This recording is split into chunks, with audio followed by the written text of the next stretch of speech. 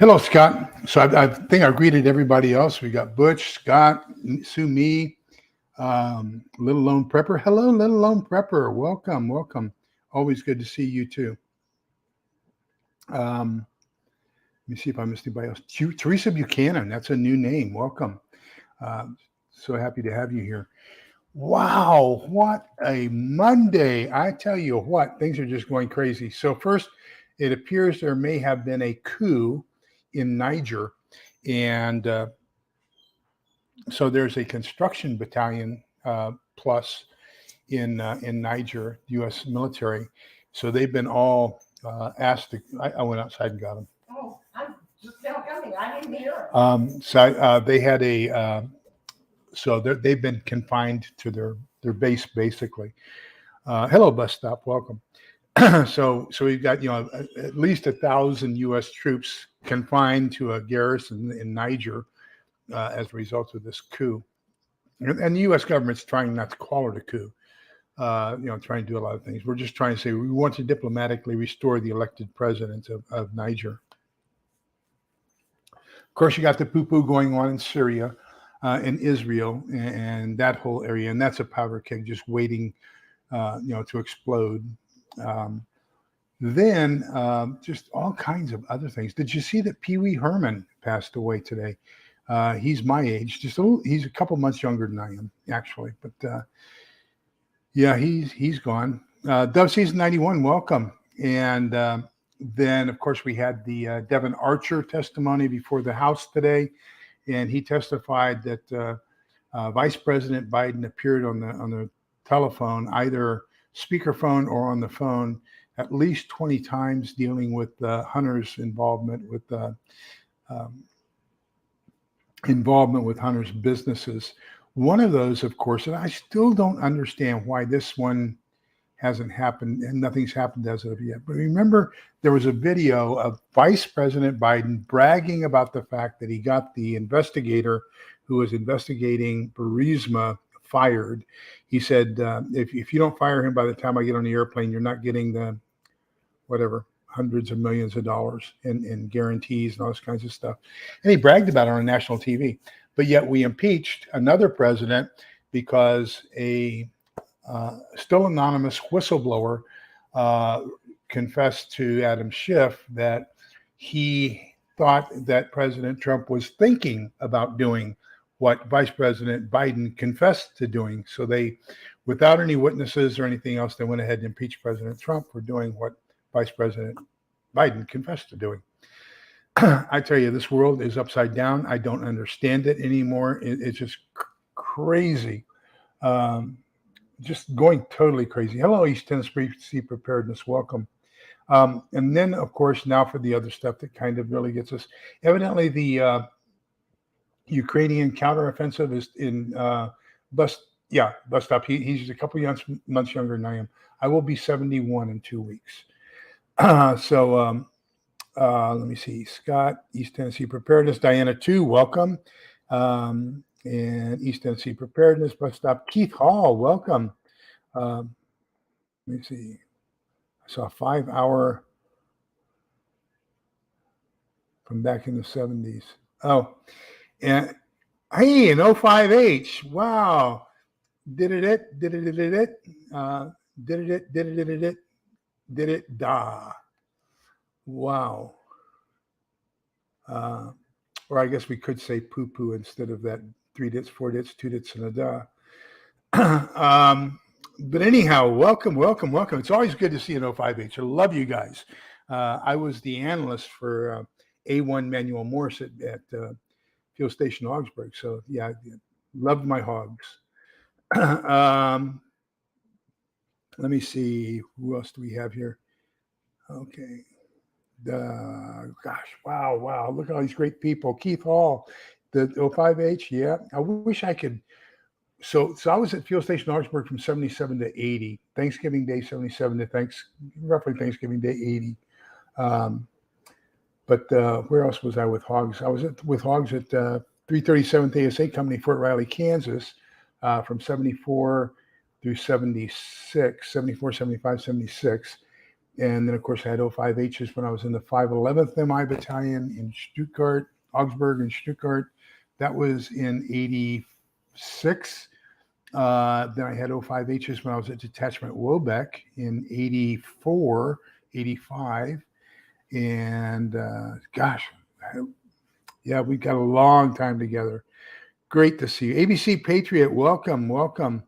Let me see, Tracy, welcome.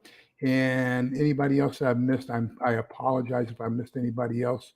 But anyhow, so the biggie is this revelation by Microsoft that they have detected Volt Typhoon malware in military and civilian software for hardware that was, inside the operating system, for hardware that was developed inside the People's Republic of China.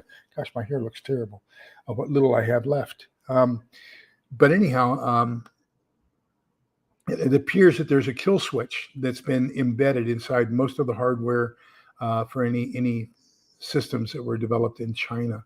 So a lot of our military systems, as a matter of fact, they found the malware just recently. And oops, about ready to lose my battery. Let me plug into power here real quick. So let me do a share here. They found the malware, Volt Typhoon. Share screen. We're going to share screen. We're going to go over here to San Antonio. They've got major problems right now in San Antonio. So Chinese malware poses threat to CPS Energy, San Antonio water system, and all the San Antonio military bases. So San Antonio has, for example, all of the basic training for the Air Force. They have basic fighter training. That they have like 4 Air Force bases.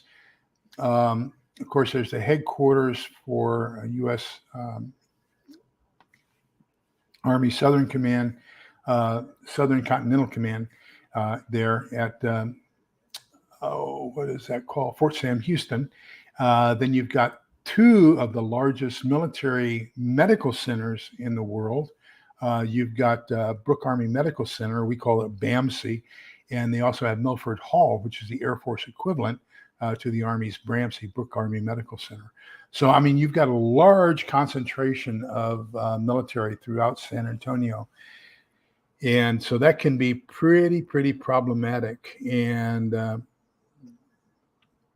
so, yeah, I would say that that's probably going to be a little bit of a problem. So we've got that going on. Then we've also got another interesting one that's going on here, and that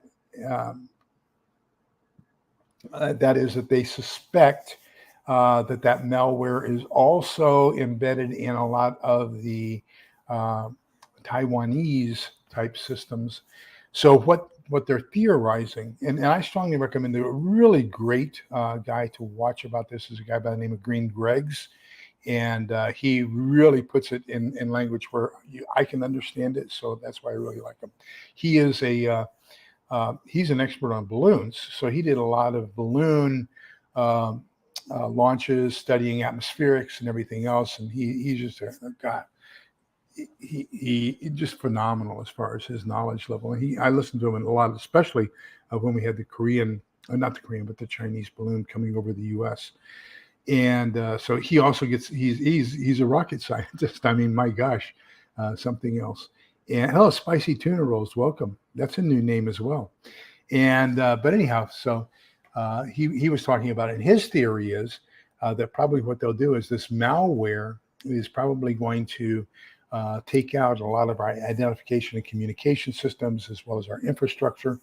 And then after that, then when we don't have the ability to respond, communications, authentications, and everything else, then they'll launch their EMP, and there won't be any way for us to react to it.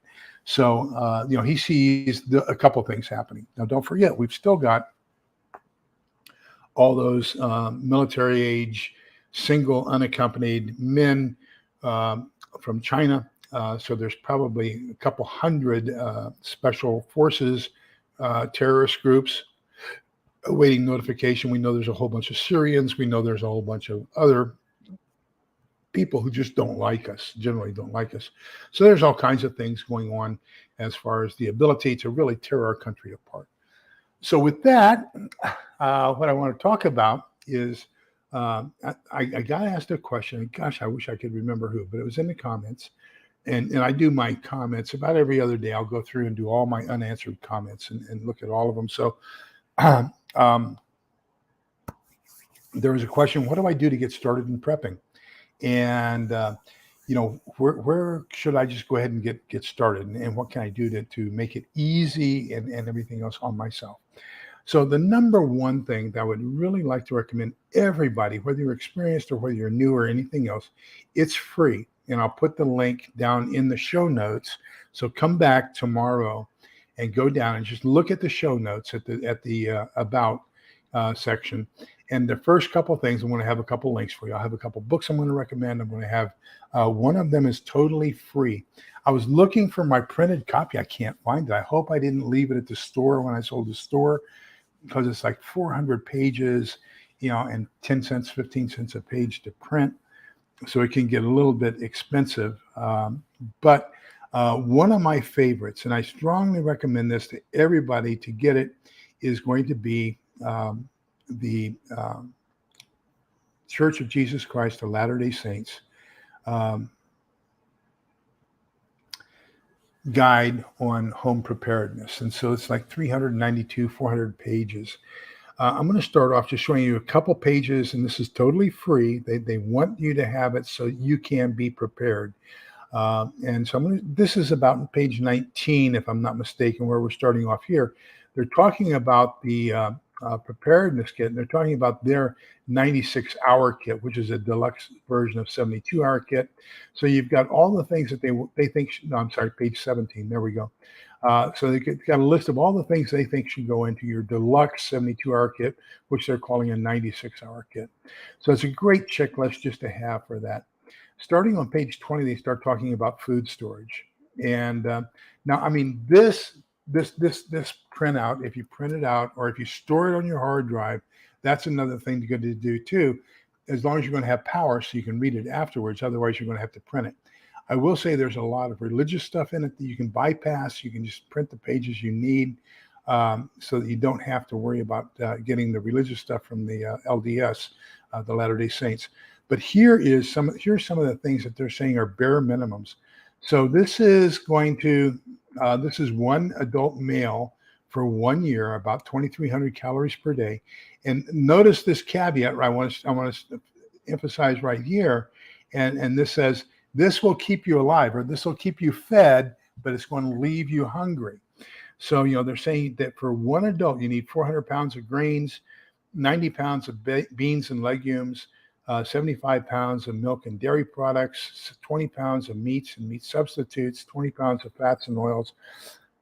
Gosh, I'm spitting all over the place. I was eating a whole bunch of pistachios, lightly salted. I thought I got the heavy salt, and I ended up getting the light salt. But we're going to eat them anyway. 60 pounds of sugars, 90 pounds of fruits and vegetables, and then, different things that you need. So this is what it says, it will look like for a year's supply. So along with that, I put out a video today of, actually it was a forward. I forwarded a video from Wicked Prepper. And Wicked Prepper put out a fantastic video today on how she made a 1 week tote of food for 4 persons, okay, in her family. And so this big tote was perfectly planned, a meal, 2,300 calories per person for 4 people. She had 7-day supply, 7 breakfasts, lunches, and dinners. I think the key learning there is if you take a look at the size of that one tote, is going to feed her family for 7 days. Think about multiplying that times 52 if you want a year's worth of food. How are you going to store that? Where are you going to store that? That becomes a critical issue that I think you really want to become aware of. Let me see. So Lisa Marie Smith says, "Hi Lee, we lost power the other night and I thought I was prepared, but I wasn't organized. Good for me." Yes. And so Let me tell you what I learned. This is one of those mistakes you learn after a while. Is I can't, like my Mormon binder today. I can't find stuff. I've got so much stuff all over the place. And so what I started doing was I started putting where. So when I do my spreadsheet for my food, I've started putting where I have that. So under the bed, in the laundry room, we're, uh, in our pantry, shelf one, I'm sorry, rack one, shelf three, those types of things, because I think that's going to become essential, because, when you got all these boxes of stuff, and I've got cases of number 10 cans stacked 6 and 8 high. So then I also learned that I had to start writing the names of all the cans I have inside on 2 sides, so that I can stack them either lengthwise. Well, here, I don't know, maybe it might be too heavy for me to show you. I'm waiting to fill this one up. So I've got one can. I need one more can to fill it up, and then it'll go into the pantry. But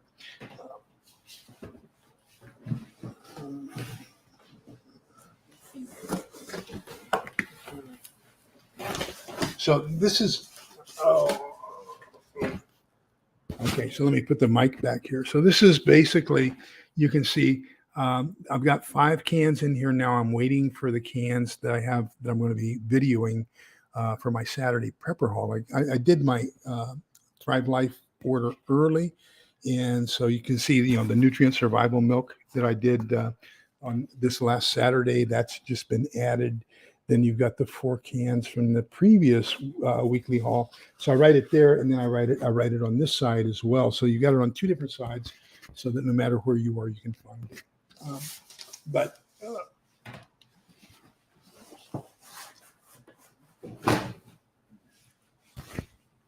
it might make sense, I guess, at some point to get all the like things together in the same box. But I'm not that smart, so probably won't do that. So anyhow, so now I want to talk about some other books that I found that are just really, really good.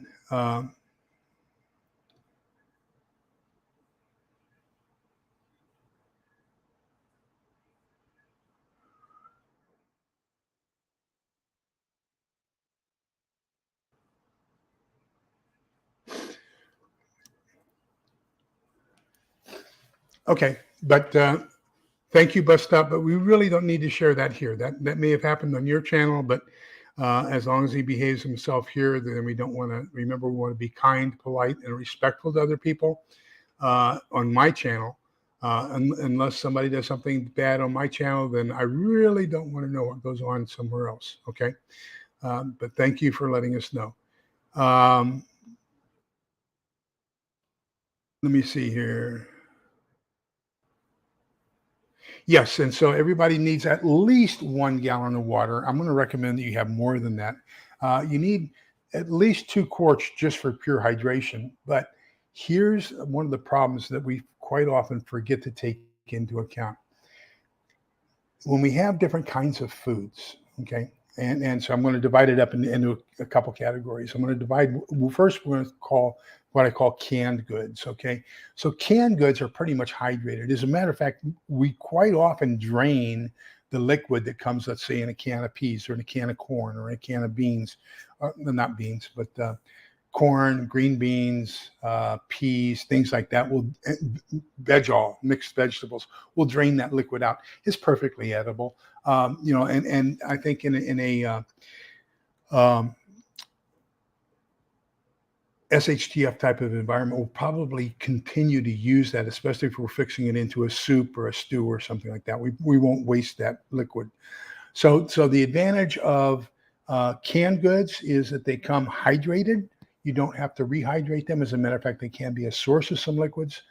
They have a little bit less shelf life than a lot of other things that we're going to be talking about. But you make up for it by the fact that you don't have to rehydrate them. On the other hand, if you have long-term storage stuff, let's take this as an example. This is waiting for my Saturday haul video for this coming Saturday. This is freeze-dried zucchini. So now before I can cook this or before I can use it, I'm going to have to rehydrate it. And so typically you're going to have 2 times as much liquid as you do dry product. So I'm going to have to figure out a way to rehydrate that. Where's that water going to come from? That's going to come from that gallon or more per person per day that we're talking about. Okay. So, we have to be cautious of that. If you're going to use a high quantity of freeze-dried or dehydrated foods, you're going to need water in order to rehydrate those. And gosh, my cursor is not working on here, so I'm going to get my mouse and get it hooked up via the what do you call it? Bluetooth. Yeah, there we go. Now it's connected. So now we can get over here and see if I can't scroll down. All right. Hello, Dragon Slayer. Welcome.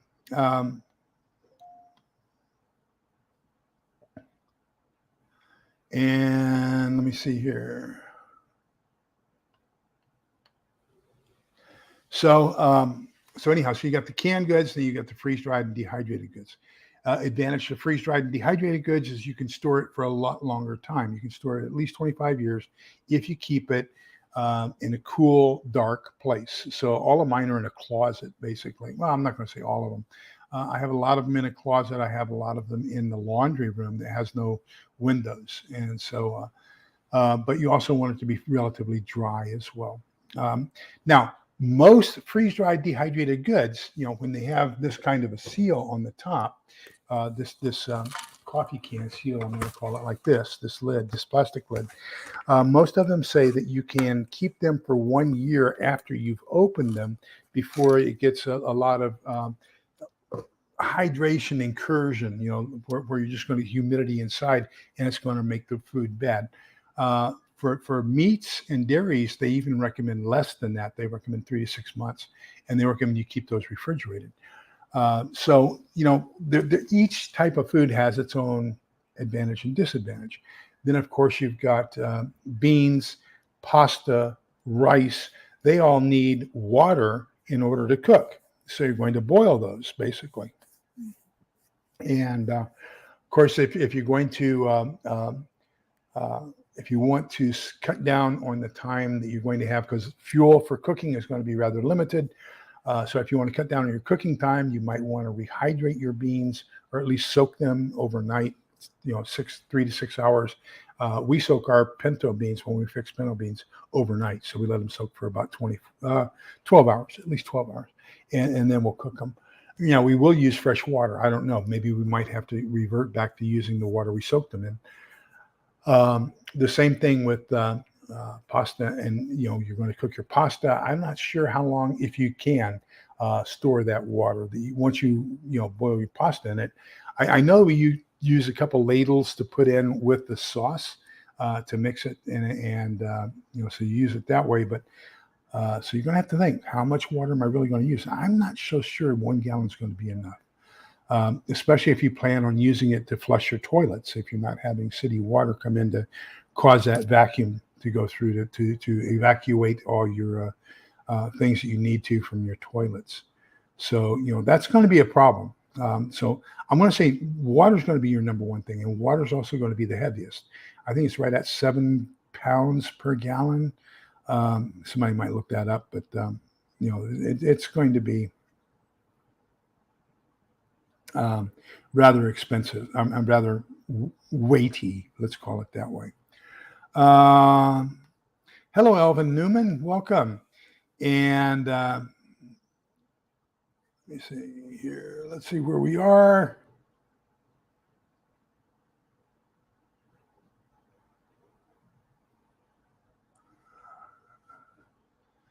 Okay, so who was it? Toolman Tim told me I need to learn how to talk and read at the same time because people don't like, not having people talking, that while you're reading, and you need to keep the conversation going.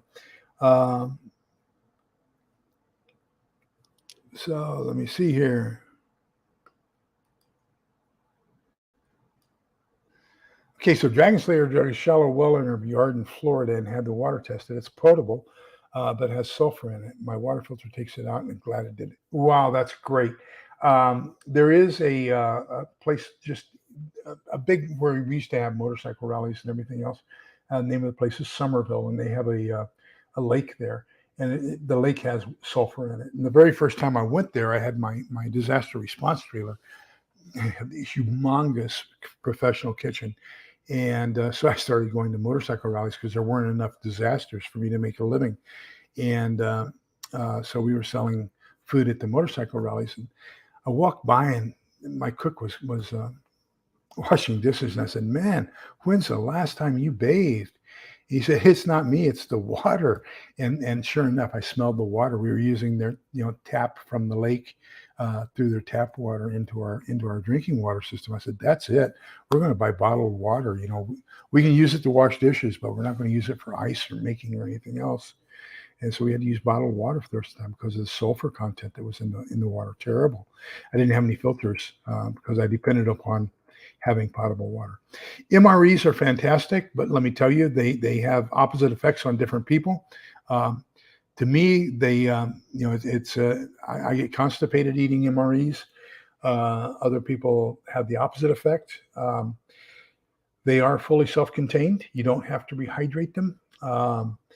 So it does help sometimes to rehydrate them. I will tell you that, depending upon the meal. But yeah, so that's a completely self-contained meal. I have MREs. You've seen me buy MREs. You've seen me show them on my weekly haul videos. I pick up 2 every time I go to the commissary. We go to the commissary maybe every 6-8 weeks. They have a 3 to 5 year shelf life. I will tell you, I have eaten K rations that were 30 years old. I have eaten C rations that were 30 years old. I've eaten MREs that were 20 years old. So I don't have a problem with that as long as they're stored properly. I think the assumption is when they put the expiration date on it is that they're going to be in a tactical environment where you don't have control over outside conditions.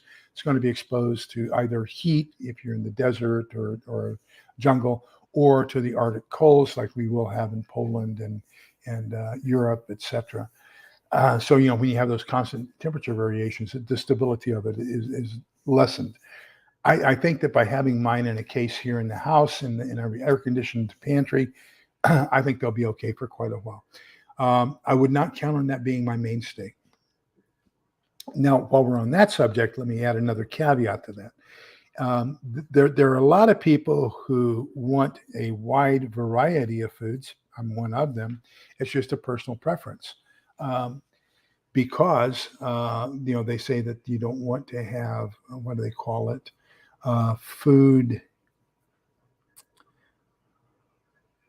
Anyhow, there's a specific term for people who get tired of eating the same thing all the time. I will tell you that in a tactical combat environment, under the old, we call them C rations, but in reality, I'll explain to you how rations work here in just a minute. They're all, any combat rations are C rations. Most combat rations are C rations. But anyhow, the first sergeant would take the case and dump it upside down because you couldn't see the lid that had what the meal was, and so we got 2 of those a day. But I knew that the tuna had a slightly off color box from all the others. So if I had the chance, I always grabbed that box of tuna. I would say that I lived for a year an average of 10 meals out of 14 a week, living off of the canned tuna. And so, that whole theory is, you will eat what's available. I could not stand the eggs chopped with ham. There were a couple others I just did not really care for at all. But, I like the tuna, so you eat what you get. And then if you're hungry enough, guaranteed, you'll eat almost anything.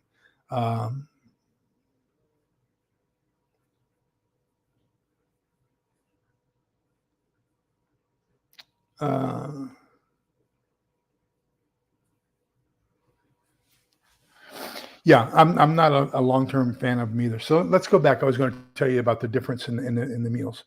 So there are 3 different kinds of rations in the military, at least in the Army. That's I'm going to speak about that. I'll let the other services talk about theirs. In the Army, we have A, B, and C rations. So A ration, an alpha ration, is cooked in a dining facility, and you eat it in that dining facility. So we call it a mess hall. Air Force calls it a dining facility. I'm not sure. I think the Navy calls it a galley. I'm not sure what the Marines call it. They probably call it a galley as well, or mess, one or the other. And so that's prepared in the kitchen, eaten in a dining room. That's an A ration. A B ration, Bravo ration, is cooked in the dining facility, and then they put it in what they call mermite cans. So you have these octagonal, no, not octagonal. They're rounded corner, square sleeves that fit down inside of a keep cool, keep warm mermite can. So it's metal, vacuum sealed, and everything else. So you get 3 inserts per mermite. And so typically one of the ones that they'll typically bring us is they might bring us a hot one that would have, let's say, Salisbury steaks, mashed potatoes, and peas. Okay. So then as you go through the line, you're using your mess kit. So this is delivered to you out in the field. So they cooked it in the mess hall. They cooked it in the dining facility. They put it in these mermite cans. Think of them as being thermoses. And then they take it out to the field where you are. Then you're going to walk through the line. They're going to put one of these Salisbury steaks with gravy. They're going to put a spoonful of mashed potatoes on it, and they're going to put a spoonful of peas on it. You go over, get a cup of coffee, and then you go sit down and eat. So that's a B ration. So it's cooked there, eaten here. So A ration, cooked there, eaten there. B ration, cooked there, eaten here. And a C ration is cooked somewhere here in the U.S. I think it's down south in South Texas, close to Harlingen. And they put it in a retort pouch. And then you carry that retort pouch with you and you eat it. You cook it and eat it when you get the opportunity. And that's a C ration. And so all MREs are C rations by default. So I don't know if you knew that or not, but that's a little bit of the history behind rations. As a matter of fact, Tracy, one on my list of things I want to pick up, let me see if I got it here. Yeah. So here's my shopping list for this coming Saturday. Notice I have dude wipes and travel wipes. And I want to get a couple cans of canned beets for some borscht. But anyhow, yes. So that becomes the ability to take a bath with wipes. There's also one that I want to investigate more in detail. There's one that's actually used in the hospitals. When I was in the hospital with my broken hip, they gave me a bath, and they use these, and they just wet them down a little bit, and it's no rinsing required, but it's got soap and everything on the towel, and there's no rinsing required, and they can give you a sponge bath with that, just a little bit of water and that. And so I'm going to see if I can't find that and get that for my sanitation purposes. Absolutely correct. Not all of them are bad. And I will tell you, the hungrier you are, the better they taste. So, that's just the way it is.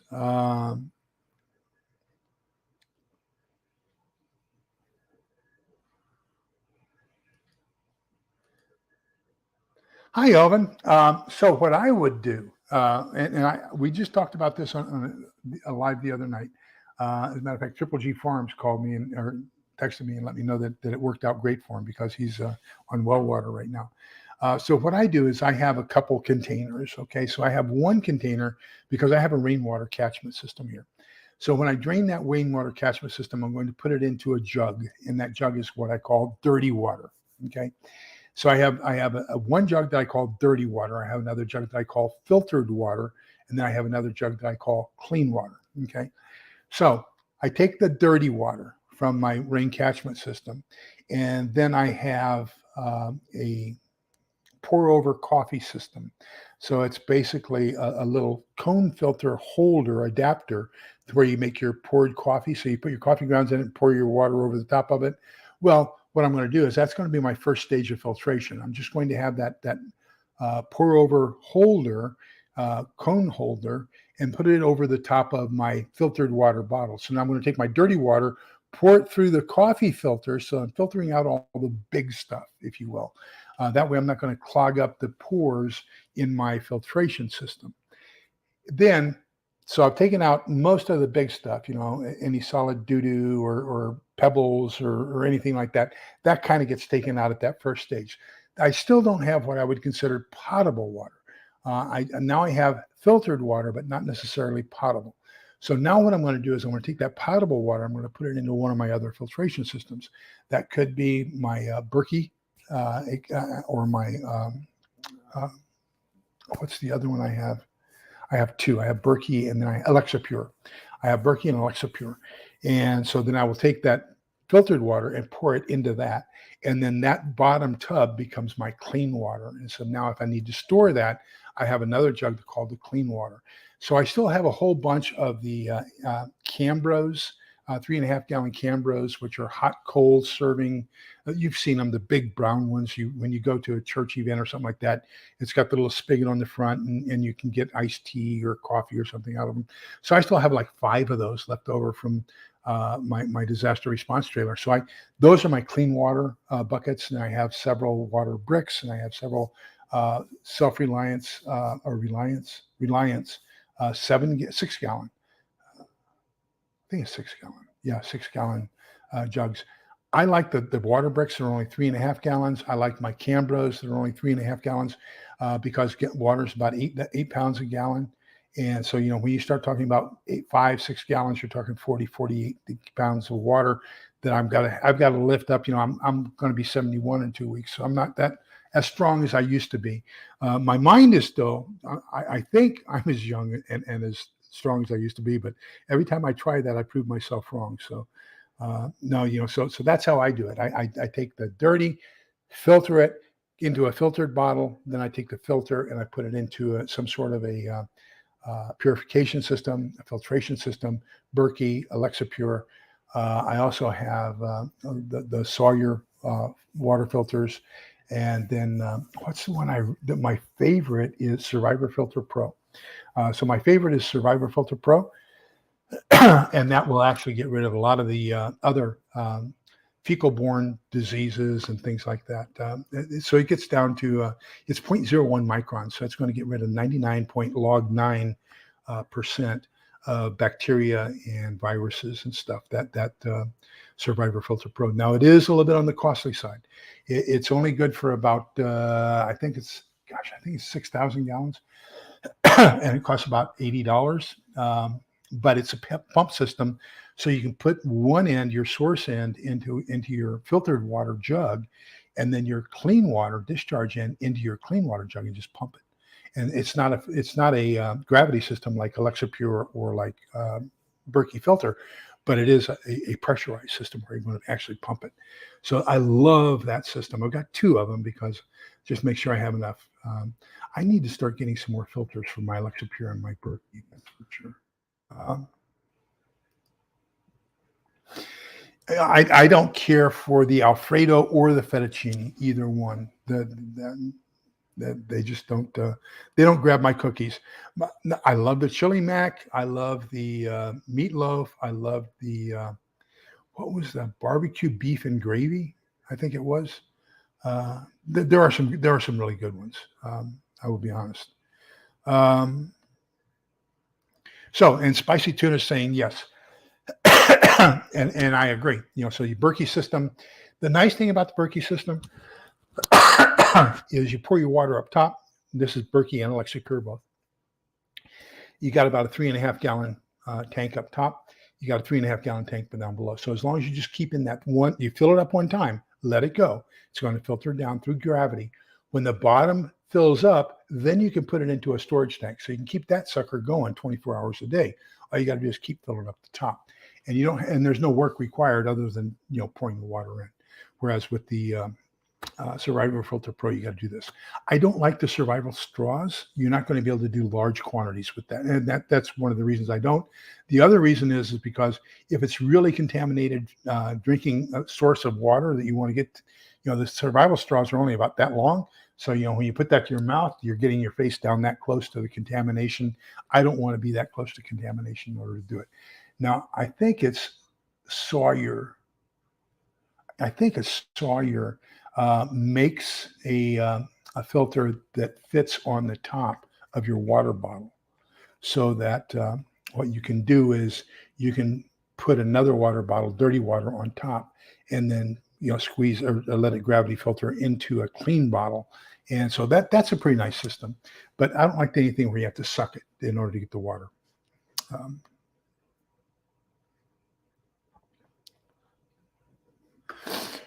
I will have to check. Helen wants to go to Costco. We went to so we have both Sam's and Costco.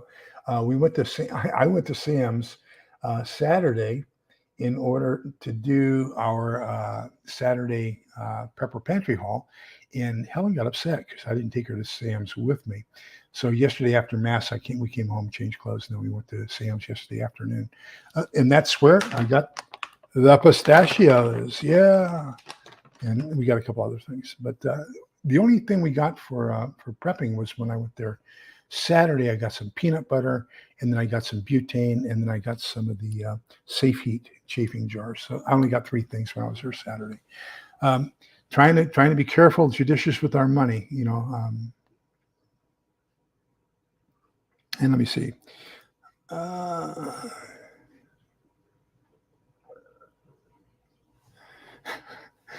That can be something else. Oh, when we went to East Berlin, when it was still separated, East-West Germany, East-West Berlin. So we could do a tour of East Berlin because all 4 services, all 4 countries. France had the northernmost, and then Britain, and then the U.S. had the southwestern sector of West Berlin, and then the Soviets had the eastern part. And then, of course, Berlin itself was surrounded by East Germany and the Soviet-occupied zone. So we had to drive 2 hours through East Germany, Soviet-occupied area, from Helmstedt to Potsdam. So that was how we drove across to get to Berlin. And then we could do a day trip over into East Berlin. They had tour buses, but you had to be in your Class A uniform, your dress uniform, and passports and everything else. And so we went over there, and we wanted to drink. We were. It was getting hot, a little bit hot. Well, very hot for Germany, and so we stopped by a Metzgerei, and we got a couple bottles of mineral water, and the caps were actually rusted on the bottles, on the lips of the bottles. We really had a hard time getting all the rust off the top of the bottle, and you could still see the minerals floating around inside the mineral water. I thought that was quite a thank you, Sue Me. Yes, that's exactly what I'm talking about. Taste fatigue. There you go. Appetite fatigue, taste fatigues. Yes. So the pork's okay. Not anything I'm going to brag about, but yeah, absolutely. So food fatigue, appetite fatigue, taste fatigue. Yeah, that's all pretty much the same thing. You got my drift. So the LDS, they only have, gosh, let me see. Where's my list? I have a list here. Because I keep my inventory of my LDS cans right here as well. Not only do I have it on my Excel spreadsheet, but I can carry it with me when I go shopping. So they have apple slices, black beans, pinto beans, great northern beans, carrots. They stopped making the refried beans, and I don't know why.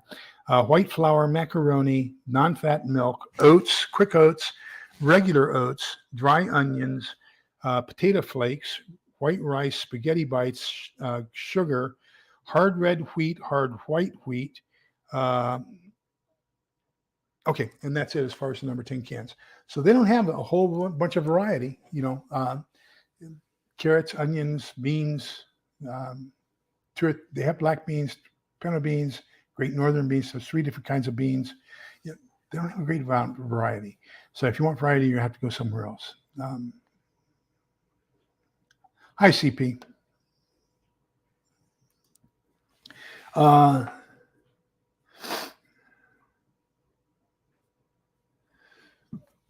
Well, and like I said, they constipate me. So, just different people react to them different ways, and I don't know. But part of that too is being afraid to go to that, on the gallows, I call it, up above a 55-gallon oil drum too. So, so what is the best way to store and prep water for long term? Well, Underneath, you can't see it here. This is a German Eckbankgruppe. So Eckbank means corner group. So this, the what I'm sitting on here, uh, I don't know what we call it, um, is one continuous piece. So it goes around, okay, and you see there's a corner, and then it goes around to the other side. So it actually is one continuous bench. There we go. It's a bench. So it's one continuous bench, and it takes up two sides of the table. On that side over there, we have a bench, or a chair and a stool. Here we have a chair and a stool. So this is designed to seat 8 people. Underneath the benches, and to include the corner here, are nothing but the farthest from me is a one complete row of regular drinking water bottles. Okay, in front of that is all 1 gallon water bottles, and then we do the same thing. We have probably 6 cases of water bottles in the laundry room. And so the key there is make sure you date your bottles and use those, rotate those just like you would your food. And that's what I do. So that's number one. Number two, when I finish one of these bottles of either flavored water for 88 cents from Walmart, or I like this brisk lemonade and pink lemonade, and I think that's about $1 at Walmart. But that's what I primarily drink. So when we finish those, we'll take the label off, we'll wash it, dry it, then we'll fill it up with, we have a whole house water filtration system. And so we'll put it up through that water filtration system, put in clean water like that. We have a total of 3 refrigerators. And so the one out right here is a 7 cubic foot refrigerator. So that has nothing but cold water in it. So we keep, cold water and Gatorade. And then we leave that there for anybody who's doing any kind of construction work or maintenance work or yard work or anything for us. I like to keep that full of Gatorade and water for them to have available to them as cold drinks. So, we keep that filled up with water from these kinds of jars. Then I also have one shelving unit in our pantry that is nothing but these jars, these 1 quart jars of drinks that have been cleaned and that has water in it. So the same thing there. We need to go through those on a regular basis, make sure we rotate those. So I hope that answers your question. I have a 350 gallon rain catchment barrel out here, and that just stays like it is because it's going to be unfiltered, unclean water. It's just a source of water, period. And then down here, I have a 55 gallon rain catchment barrel. So I have right at 400 gallons of water from rain catchment that we keep here. But that's not, that's pre-filtering, cleaning of the water.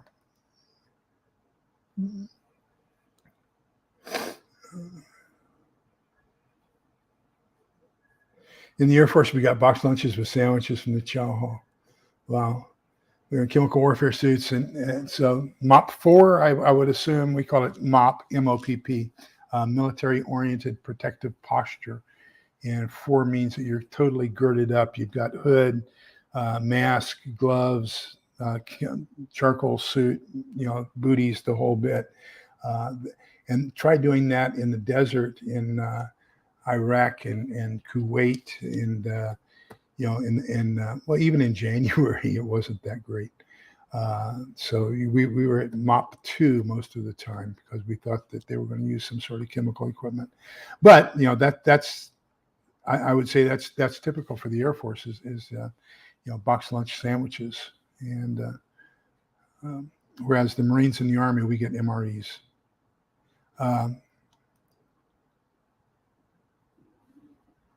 Oh, wow. I'll have to check that out. Thank you, Sumi. That's a great suggestion. Let me see here. So Dragon Slayer says she didn't get indoor plumbing until she was about 8 or 9. I remember going out to the outhouse, forgetting we had a toilet inside for about 2 weeks. I loved the bathtub. My grandmother lived in a very small town, Galt, Missouri, G-A-L-T, Missouri. population maybe 250. And she had no electricity. She had the running water, where she had a pump handle. It was actually in the kitchen. So we did pump our water in the kitchen. And then she had a two-holer out on the banks of Indian Creek. And so, so when I went to spend the summers with my grandmother, that's how I learned that you don't grab the bulb of a kerosene lantern. You don't try to lift it up to blow it out. You just blow it from the top, because I got real bad burns on the palm of my hand trying to lift it up. So you learn things real quick, and when you're in a prepper type environment like what my grandmother lived in for most of her life. So let me see. Wow. Muskoka Oma. So Oma is German for grandma, and Muskoka, I don't know. Well, welcome. Great to see you. Thank you for dropping by. I really appreciate it. Well,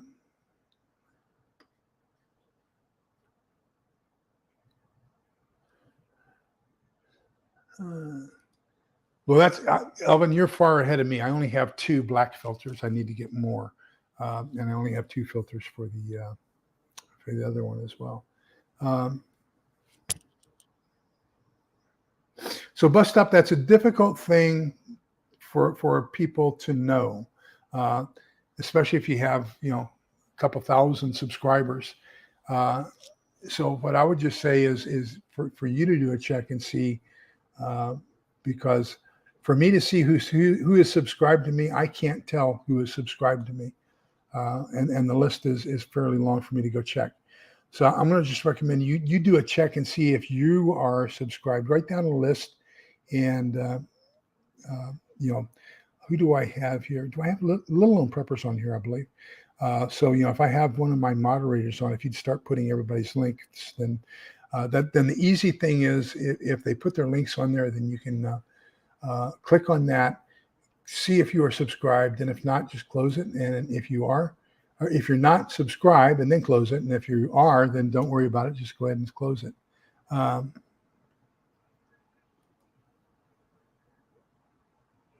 Yeah, so I'm going to say the best way then is to get yourself some water bricks. That is the one I recommend. They're a little bit on the expensive side. They store horizontally rather than vertically. But let me see. I know what I can do. Let's let me close this out. So there's Reliance and Reliant. Let me see, Amazon.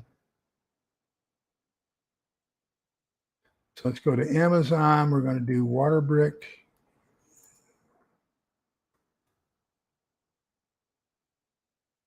3.5 gallon store stackable. There we go. Okay, so let me get back to here. We'll do a share, present, share screen. We're going to share screen. We'll do the Amazon screen, water brick. So this is what I recommend. And because, so you've got a stack here of several. You've got a stack of like 2, 4, 6, 8. The one on the right here, this one here, that's a stack of 10. So that's 35 gallons of water right there. So that's what I recommend is these. Now, the other one that you can get is the Reliant. I believe it's Reliant. See here, Reliant water jug spigot. There we go. Whoops, let's just do Reliant water jug. Let's not do the spigot.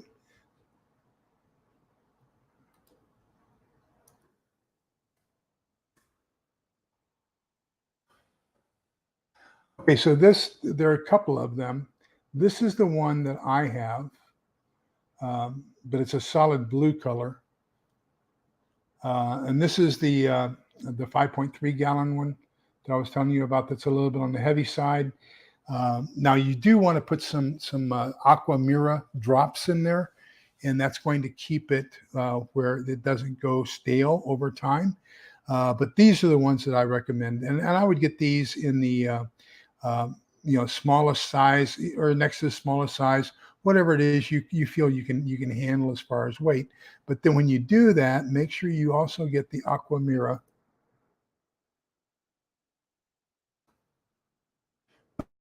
water treatment drops.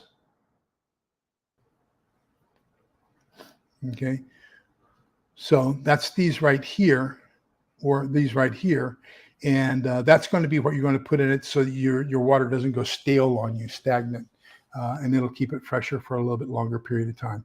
But then again, the other thing is you also want to make sure that you are rotating that water. So one of the disadvantages to having a stackable water system is your oldest is going to be on the bottom. So as you use that up, you're going to have to move all the newest stuff that's on top. So let's say you had like that one I showed you, the stack of 10. Then when you get that bottom row of 2 of them emptied, you've got to move 8 jugs in order to get those 2 out, get those refilled with new clean water and put them on top. So, that whole rotational system of storing water in those jugs can be quite difficult. The difference between the water brick and the Reliant jugs are not stackable.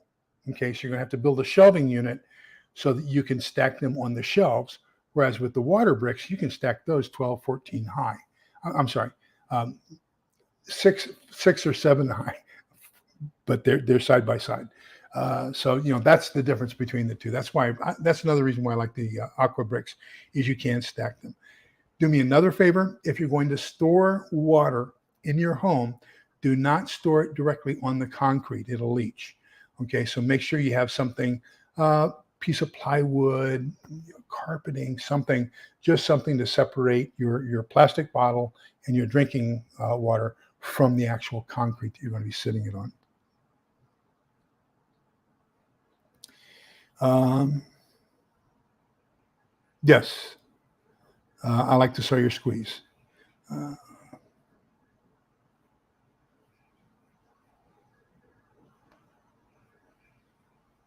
Wow. Okay. Thank you for sharing that.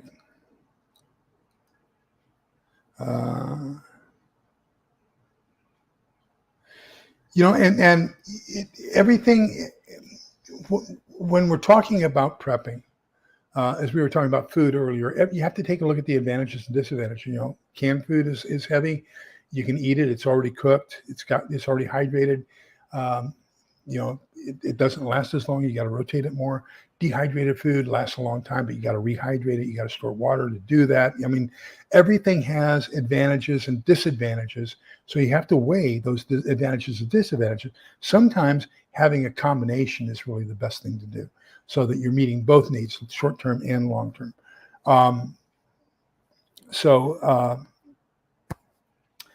There was Wrangler Star. Was it Wrangler Star? I watched a video yesterday or today.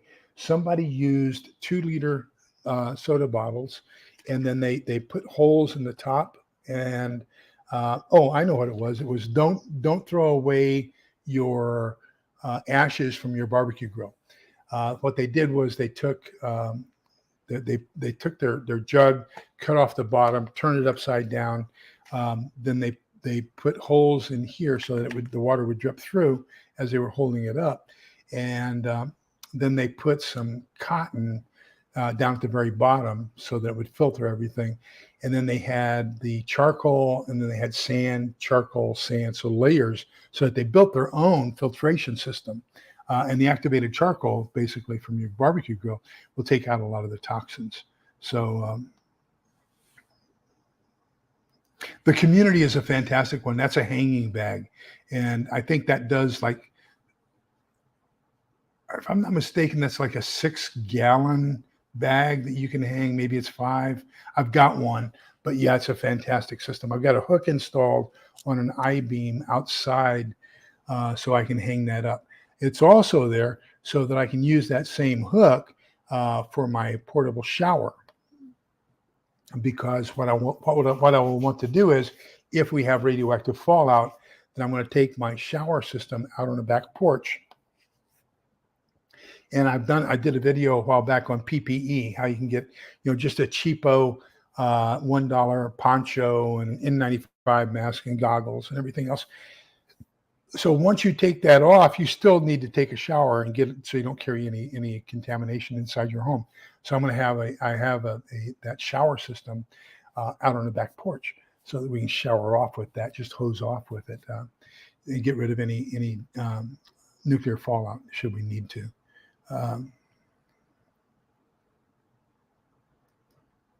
I do. I end every one of my lives with Numbers 6 verses 24, 25, and 26. Then every once in a while I'll do a religious thing and I'll do a reading. I also like doing poetry. So thank you for that kind word. I greatly appreciate that. But yeah, we'll do that. And I close everyone with Numbers 6, 24, 25, 26. One of my favorite verses.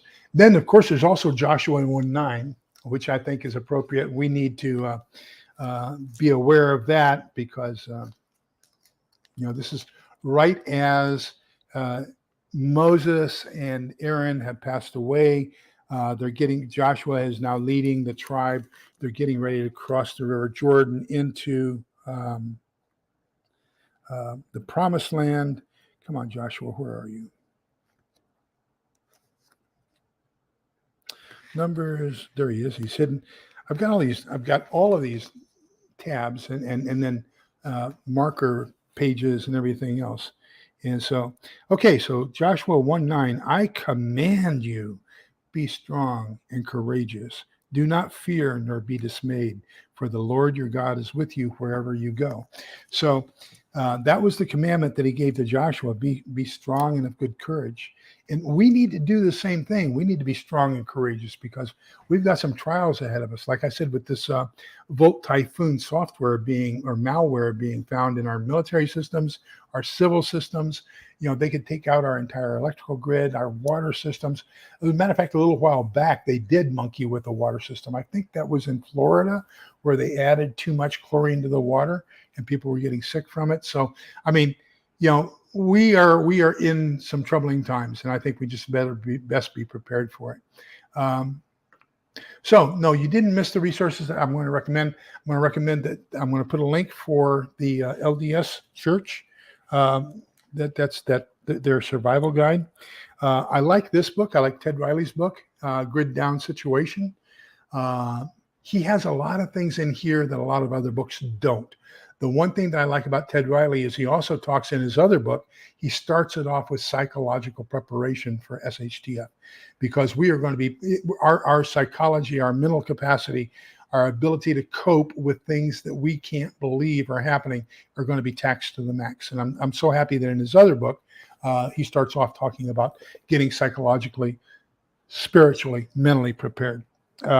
This is a phenomenal book, Food Storage for Preppers.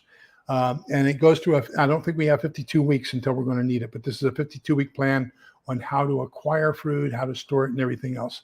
What I like best about this book is right up at the very beginning. And I mean, this is worth the price of the book in and of itself, is, what if you get this $10 weekly food storage program and what it recommends you get over the course of 52 weeks. So we're talking, 52 times 10 is $520. You can divide that into other increments other than $10 a week and follow that plan and go get your stuff in priority order and do a shopping spree. So let's say you're going to do it over 5 months. That's $104 a month, to get for prepper stuff so you can be prepared for it. My two favorites, this one is by Dr. Bradley, Dr. Arthur T. Bradley. He is the EMP expert at NASA. And he has a fantastic channel as well. He also did some survivalist fiction books. They're good books, but it had some like zombie-like figures in it, and I'm not into zombie-like things. I like more like the Stephen Smith Stonemont series. I like the Franklin Horton series, all of his series. I like Angry Americans books. I've got a couple others I'm going to start reading right now. Angry American has another one out called Charlie's Requiem I'm going to start. But anyhow, this one, the Handbook for Practical Disaster Preparedness for the Family, he's got all kinds of handy charts, how-tos, lists. Just great book, great resource. And then, of course, probably the best planning book out there is Tess Pendleton's The Prepper's Blueprint. And so I said Pennington, Tess Pennington's book. And this one is probably one of my favorites because it just has so many checklists and so many things to do and questions to ask. Let me go back. Oh, no, I closed that out, didn't I? Doggone it. Anyhow, I'm going to send you a link.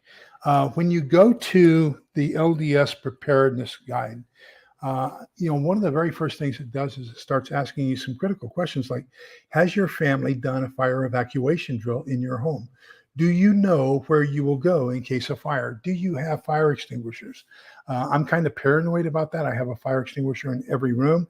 I have a fire extinguisher. I did a video on it about a year ago showing my nightstand. I have a fire extinguisher on my nightstand. So that if anything happens, I have a fire extinguisher in my hand and I can extinguish a fire at least enough to get out through the door. I also have, 2 or 3 of these lying around almost everywhere. So this is always, this one right here on the seat of the Ekbank, but this is a carbon monoxide detector. So carbon monoxide is slightly heavier than air, so it's going to settle and then fill up. So I keep it down low so that it's going to alert me before it gets up to the level where I'll actually be breathing it. So there are things like that it talks about in the LDS preparedness guide that I think are outstanding questions that you need to take into consideration. Hello, Carmen Gonzalez. Welcome. Good to see you.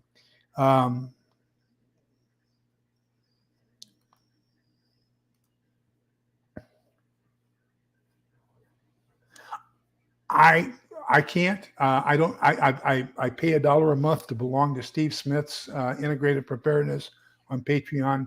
I very seldom go there. I don't watch things there. I don't have a channel there, so I really can't help you there. I'm sorry, but hopefully somebody else can.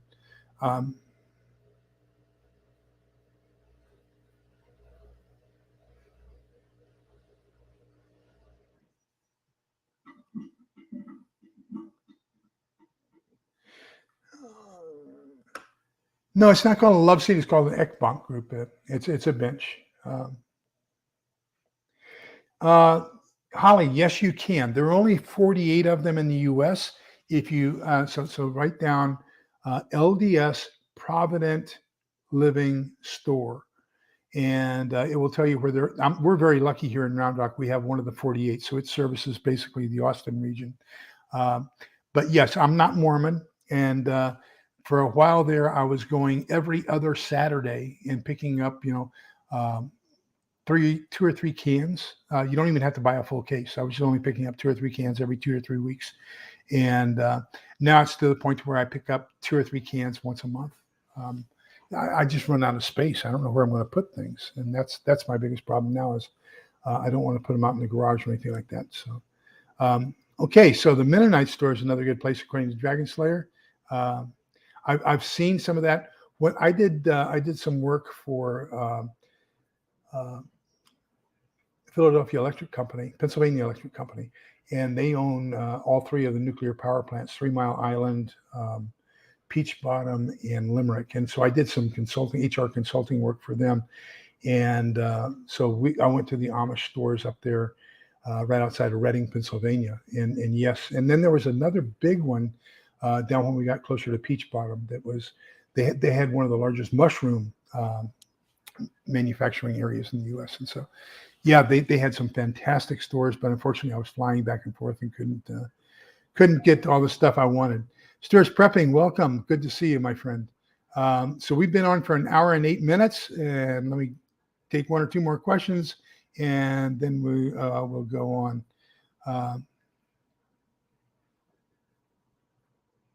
Wow, I did not know that. Let me see here.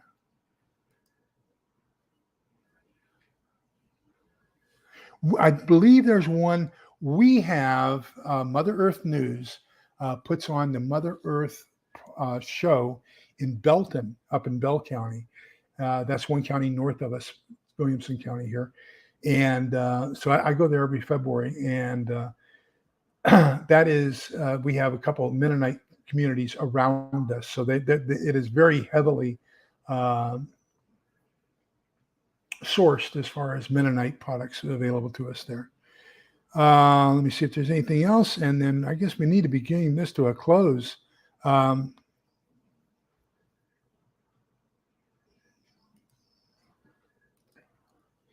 Thank you, Scott. Let me see. Sandy Errand, welcome.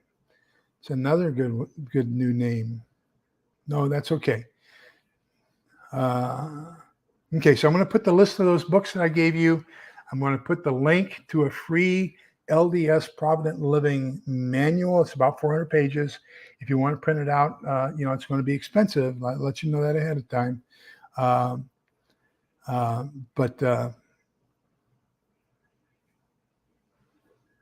But anyhow, I will put those sources there so you can start. Whoever asked the question about how do I start, that'll give you some good ideas on where to start. Let me catch down here. And I'm sorry I didn't get all the questions asked or all the comments read, but we did have a lot of good discussion, I hope. So now we will go. Oops, that's the other Bible. That's my timeline Bible. This is my Numbers 6 right here. Pink tab. Numbers 6, verses 24, 25, 26. The Lord bless you and keep you. The Lord let his face shine upon you and be gracious to you. The Lord look upon you kindly and grant you peace. So, it's really strange. But in this hectic world that we have right now, it's so nice to know that we have each other and that we can take care of each other. We can help each other with questions. We can help each other with suggestions. I can't tell you how much it means to me that I have such great subscribers and that you all are kind, polite, and respectful to each other, because I think that's what we need.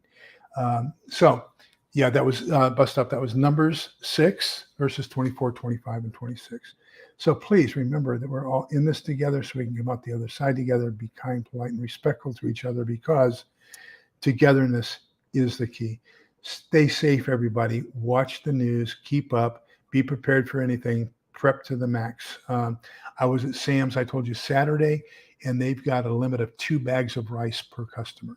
So I think the rationing and some of the panic buying is about ready to start. So just be aware of that. Take care. Take care of your family. Love y'all. Take care. Bye-bye.